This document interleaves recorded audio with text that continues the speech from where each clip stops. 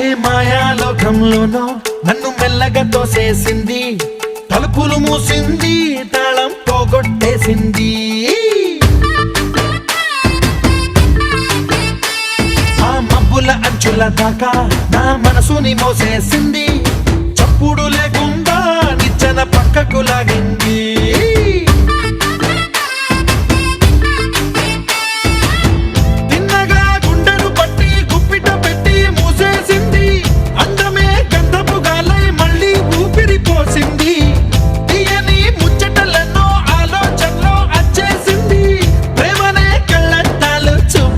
తగిలించింది కోసల దేశపు రాజకుమారి, ఆశలు రేపిన అండాల పోరి, పూసల దండలు నన్నే గుచ్చి మెళ్ళో వేసింది.